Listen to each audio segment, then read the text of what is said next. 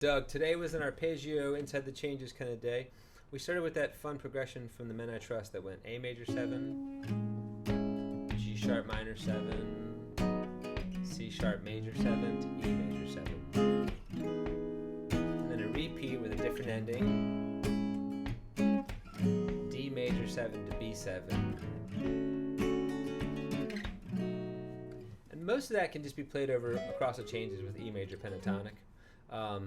Except for the D, the C sharp major 7, and that's what led us down a bunch of rabbit holes.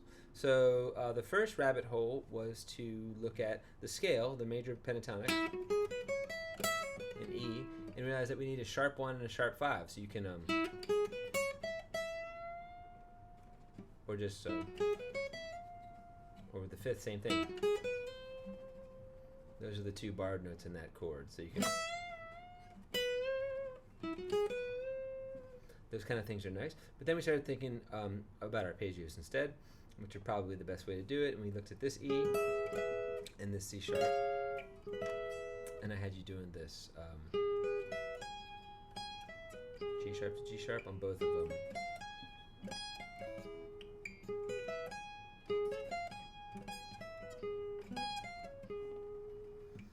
And then we added the sevenths, of course, to the C sharp. So instead of this with the root here, we just let it go for the seventh. And then we decided we could play a progression with this arpeggio. So we went C sharp, up 3 half steps to E, then down a whole step to D. And we did cool licks like thinking that any note of the arpeggio can be moved up 3 frets or down 2 or down 1 depending on the sound. 3 frets, I can't really reach it up to E. I'm struggling up there with this guitar, but you get that. And then we flipped it over and we looked at the weak position arpeggios, and we added the ninth.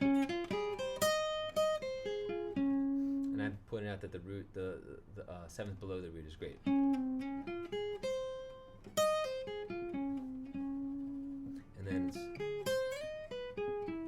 we decided we could. It's a little easier with this one.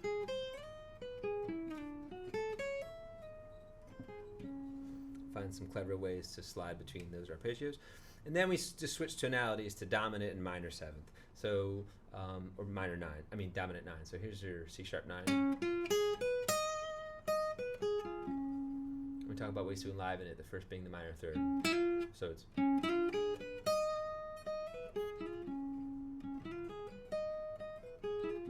Gives a tiny bit of the blues. Then we talked about chromaticizing the root, especially as a double pull off for the ninth of the root.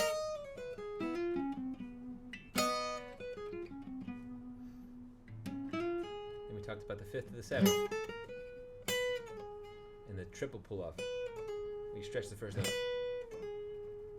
So.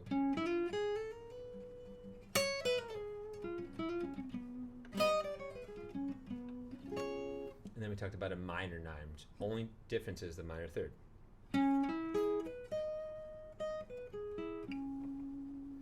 Okay, and the same chromaticisms apply.